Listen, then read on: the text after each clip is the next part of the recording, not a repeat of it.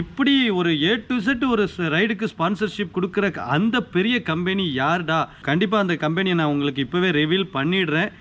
நம்ம அண்ணாச்சியை மறந்துட்டீங்கன்னு நினைக்கிறேன்.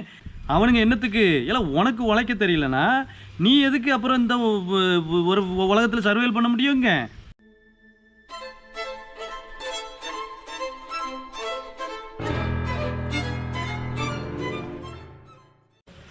ஹே guys, welcome back to my channel Kayal 92 riders. Kayal 92 riders.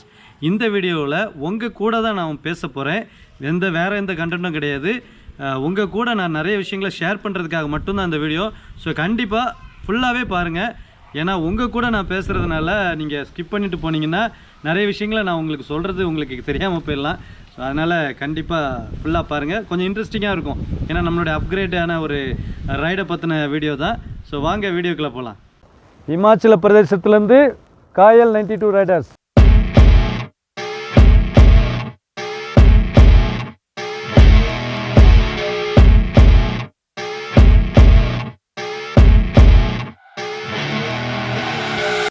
So guys, நம்ம Mojo இன்னும் ஒரு சில நாட்களில் கைக்கு வந்துடும்.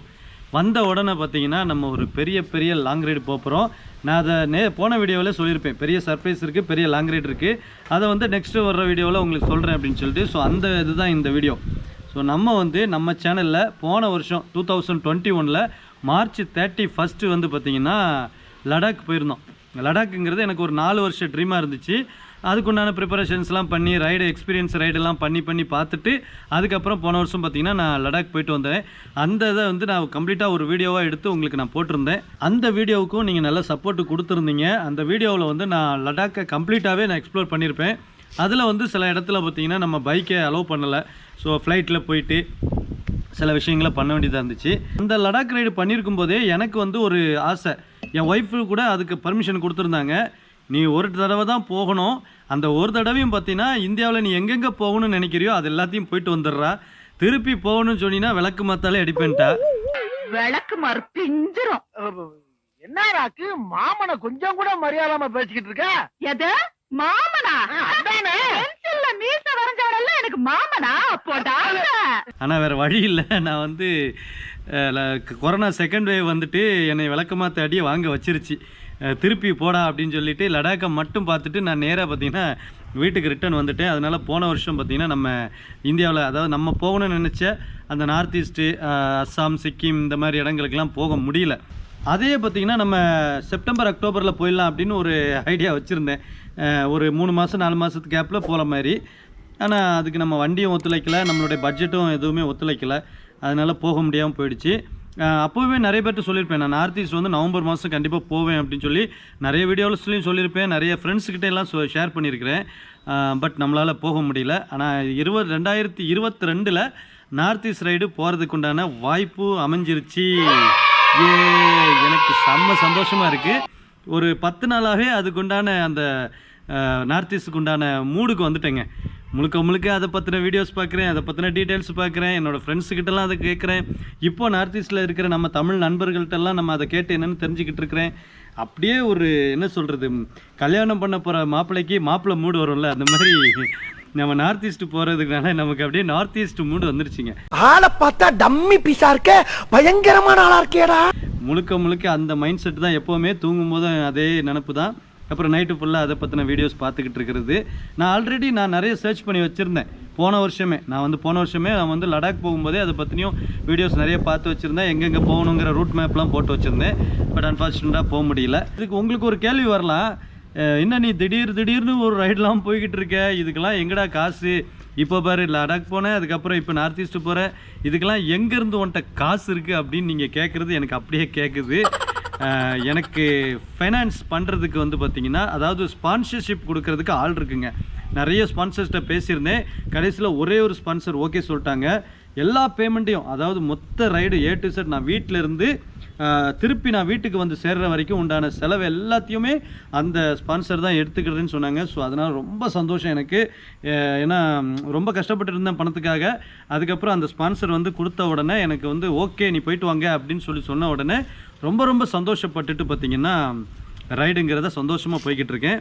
இப்போது உங்களுக்கு பெரிய கேள்வி வந்திருக்கும், இப்படி ஒரு A to Z ஒரு ரைடுக்கு ஸ்பான்சர்ஷிப் கொடுக்குற அந்த பெரிய கம்பெனி யார்டா அப்படின்னு சொல்லிட்டு, ஸோ கண்டிப்பாக அந்த கம்பெனியை நான் உங்களுக்கு இப்போவே ரிவீல் பண்ணிடுறேன்.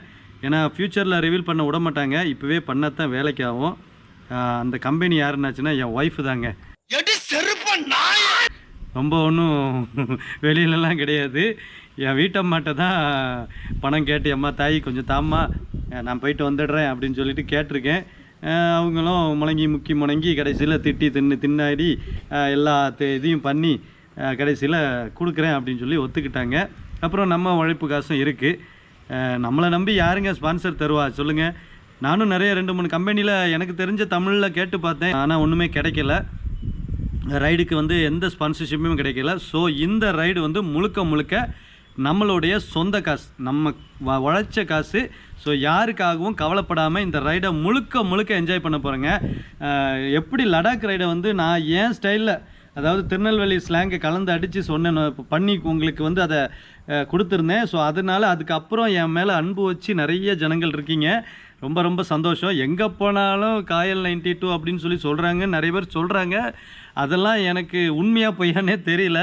இருந்தாலும் சந்தோஷம். மக்கள் மனசில் நான் இருக்கிறது மட்டும்தான் எனக்கு சந்தோஷம். யூடியூப்லேயும் பெரிய அளவில் நம்ம வந்து பணம் சம்பாதிக்கல. ஸ்பான்சர்ஷிப் அப்படிங்கிறது இது வரைக்கும் எனக்கு ₹1 கூட வரல. ஸோ அது வந்து தேவையே கிடையாதுங்க.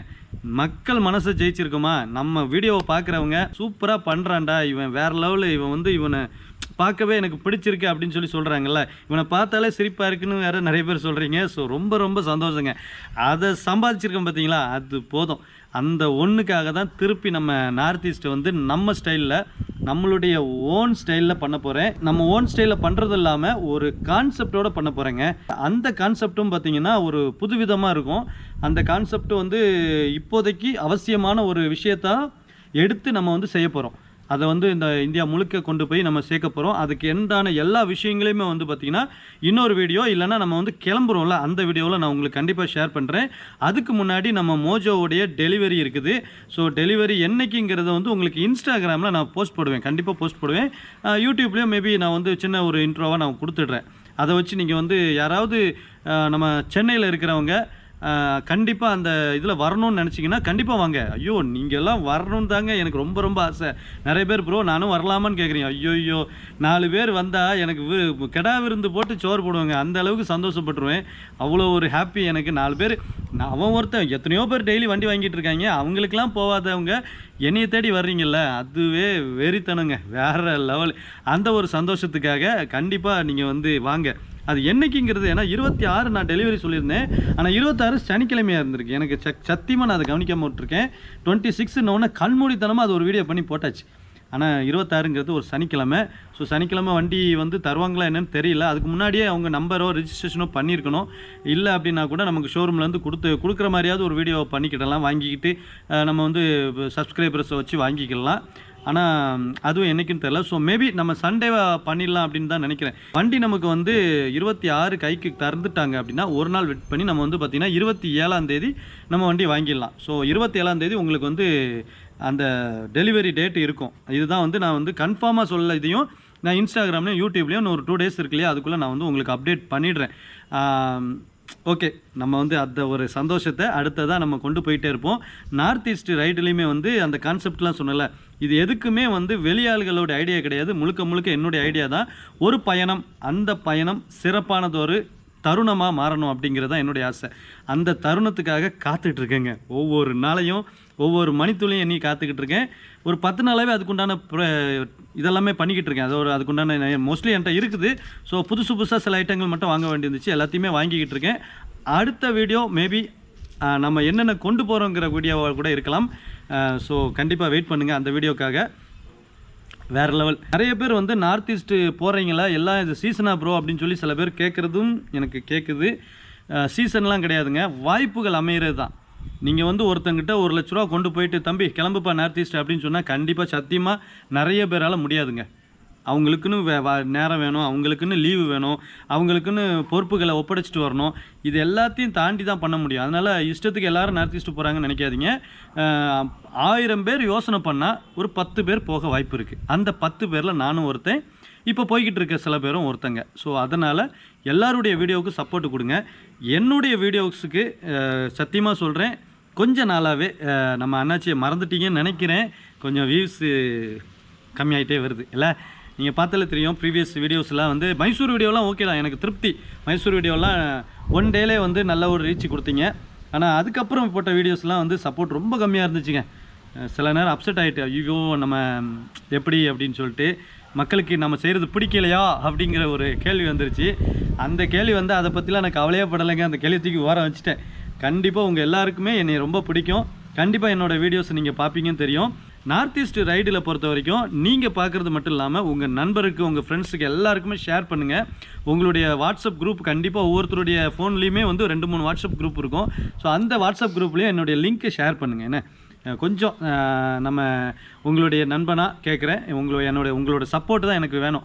நம்ம யூடியூபுடைய அலாகிரிதம் அது இதுன்னு நிறைய சொல்கிறாங்கங்க. எதுவுமே வேண்டாங்க. நான் பாட்டுக்கு என் வேலையை பார்த்துக்கிட்டு இருக்கேன். என் வேலையை செவ்வனே பண்ணிக்கிட்டு இருக்கேன். ஒரு நாள் விட்டு ஒரு நாள் வீடியோ போட்டுக்கிட்டே இருப்பேங்க. அந்த வீடியோஸுக்கு நீங்கள் சப்போர்ட் கொடுத்தா போதும். யூடியூப்பில் நிறைய விஷயங்கள் பண்ண அந்த ப்ரொமோஷனுக்கெலாம் நிறைய கம்பெனிஸ்லாம் இருக்குங்கிறாங்க. ஒரு செத்த பையலும் வேண்டாங்க. அவனுங்க என்னத்துக்கு? எல்லாம் உனக்கு உழைக்க தெரியலனா நீ எதுக்கு அப்புறம் இந்த ஒரு உலகத்தில் சர்வைவல் பண்ண முடியுங்க? நீ உழைச்சதுக்கப்புறம் அதுக்குண்டான பலன் கிடைக்கும். அதில் நான் எப்போவுமே ஸ்ட்ரெயிட்டாக இருப்பேங்க. உழைச்சிக்கிட்டே இருப்பேன். எனக்கு ஆட்டோமேட்டிக்காக அதுக்குண்டான பலன். நான் விதைப்பட்டேன்னா அந்த மரத்துக்கு தண்ணி ஊற்றிக்கிட்டே இருந்தேன்னா அது வளர போகுது ஆட்டோமேட்டிக்காக. நான் தண்ணி ஊற்றாமல் விட்டாதாங்க அது வளராது. நான் பாட்டுக்கு தண்ணி ஊற்றுறேன். என் பின்னாடி பார்த்தீங்கன்னா தோட்டம், இது என்னோடய தோட்டம் தான். அந்த தோட்டத்தில் இருக்கிற நீங்கள் பார்க்குற மரங்கள் எல்லாத்தையுமே நான் தான் வளர்த்தேன். நான் தான் விதை வாங்கிட்டு வந்தேன். நான் தான் வந்து செடி வாங்கிட்டு வந்தேன். அதுக்கு டெய்லி தண்ணி ஊற்றுறது நான் தான். காலையிலையும் மாலையிலையும் தண்ணி ஊற்றுவேன். இந்த உழைப்பை நான் விடாமல் இருந்தனால தான் இன்றைக்கி பார்த்தீங்கன்னா ஒரு 1.5 வருஷத்தில் லாக்டவுன் டைமில் தான் இதெல்லாம் பண்ணேங்க. தோட்டம் செம்மையாக இருக்குது. எனக்கு இந்த தோட்டமே நல்லா பிடிச்சிருக்கு. இது எல்லாத்தையுமே நான் தான் வளர்த்தேன். ஓயாமல் தண்ணி ஊற்றினா மட்டும் அது பாட்டுக்கு நமக்கு அதுக்குண்டான பலனை குறைக்க போகுது. அப்படி தானே? அதைத்தான் செஞ்சுக்கிட்டு இருக்கேன். இந்த ப்ரொமோஷன் கம்பெனி அது இது எவனும் வேணாம்ல. நம்ம வேலையை கரெக்டாக செய்வோம். அதுவும் நார்த் ஈஸ்ட்டில் மிகச்சிறப்பாக பண்ண போகிறோம். ரொம்ப அட்வென்ச்சராக ஒரு நோக்கத்துக்காக போகிறேன். அந்த நோக்கமே வந்து என்னுடைய மன திருப்திக்கு தாங்க. எந்த ஒரு கம்பெனியும் அதுக்கு ஐடியா கொடுக்கல, ஸ்பான்சர்ஷிப் பண்ணலை, எதுவுமே பண்ணலை. போட்டால் என் ஒய்ஃபு பேரை மட்டும்தான் தேங்க்ஸ் டு மேடம் அப்படின்னு சொல்லி போடணும். மற்றபடி யாருமே எனக்கு வந்து ஸ்பான்சர்ஷிப் கிடையாது. நான் உழைச்சி நான் சம்பாதிச்ச பணத்தை வச்சு நான் போகிறேன். ஸோ கண்டிப்பாக அந்த வீடியோஸ் எல்லாமே வந்து நல்லாவே பண்ணுவேன். நான் வந்து ஒரு டெஸ்டினேஷன் வச்சுருக்கேங்க. நார்த் ஈஸ்ட் கிடையாது, எனக்குன்னு ஒரு டெஸ்டினேஷன் வச்சுருக்கேன். அந்த டெஸ்டினேஷன் வச்சு தான் அது டைட்டில் இருக்கும். ஸோ அந்த டைட்டில் என்னங்கிறதும் வந்து பார்த்திங்கன்னா கூடிய விரைவில் உங்களுக்கு ரிவீல் பண்ணுறேன். வெயிட் பண்ணுங்கள். எப்போ போகிறோங்கிறது விஷயம் இருக்கு இல்லையா? ஸோ எப்போ போகிறோன்னாச்சுன்னா மோஜோ வந்த 1 or 2 டேஸில் கிளம்பிடும். அதாவது மோஜோ 27 வரைக்கும் கொடுத்துட்டாங்கன்னு வைங்களேன். நம்ம 28 நம்ம வந்து இங்கே வந்து ரிஜிஸ்டர் பண்ணணும். அதுக்கு ஒரு 2-3 நாள் ஆகிடும். ஆக மொத்தம் 31ஆம் தேதிக்குள்ளே எல்லா வேலையும் முடிச்சுட்டு நம்ம ஏப்ரல் 1 அதுக்குள்ளே வந்து பார்த்திங்கன்னா கிளம்பிடுவோம். அதுக்கு முன்னாடியே வேலை முடிஞ்சாலும் சாமியாக அடுத்து கிளம்பி அடித்து போய்கிட்டே இருக்க வேண்டியதாங்க. நிற்கவே வேண்டியதில்லை. மோஜோ லேட் பார்க்கல தான். இல்லைனா நான் இந்நேரம் வந்து கிட்டத்தட்ட பாதி நார்த் ஈஸ்ட்டை முடிச்சிருப்பேன். நம்ம டெஸ்டினேஷன் எல்லாத்தையுமே நான் வந்து பாதி முடிச்சிருப்பேன். மோஜோ இவ்வளோ லேட்டாக வந்ததுனால அதனால தான் இவ்வளோ லேட் ஆகிடுச்சு. இனிமேலும் வெயிட் பண்ணிகிட்டு இருக்கணுமோ? தக்காளி அடிச்சு கிளப்பிடுவோம். இனிமேலாம் வெயிட் பண்ண மாட்டேன். அப்படியே கிளம்பி போயிட்டே இருக்கும். யாருக்காகவும் வெயிட் பண்ண வேண்டியதில்லை. கண்டிப்பாக நான் சோலோ தான் பிளான் பண்ணேன். நமக்குன்னு வாழ்க்கை, தனியான ஒரு பயணம், இனிமையான ஒரு தருணம் அப்படின்னு சொல்லி மாற்றலான்னு ஒரு பிளான் வச்சுருந்தேன். அந்த மாதிரி தான் பிளான் போட்டேன். சத்தியமாக சொல்கிறேன். யாருடைய தலையீடுகளும் இருக்கக்கூடாது. ஏன்னா என்னுடைய சொந்த காசு, நான் உழைச்சி சம்பாதிச்ச காசை வச்சு நான் போகிறேன். அப்போது யாருடைய தலையீடுகளும் இருக்கக்கூடாது. நான் பாட்டுக்கு நான் என்னுடைய பாயிண்ட் ஆஃப் வியூவில் எப்படி இருக்குது இந்தியாவுடைய இந்த பகுதி அப்படின்னு சொல்லி பார்க்கணுன்னு எனக்கு ஆசை. வீடியோஸ் பார்த்த எல்லாருக்கும் ரொம்ப நன்றி. உங்கள் கூட பேசணுங்கிறக்காக தான் இந்த வீடியோ. கண்டிப்பாக பார்த்த எல்லாருக்கும் ரொம்ப நன்றி. சூப்பராக நம்மளுடைய மோஜோ வீடியோவில் உங்களை சந்திக்கிறேன். பாய்.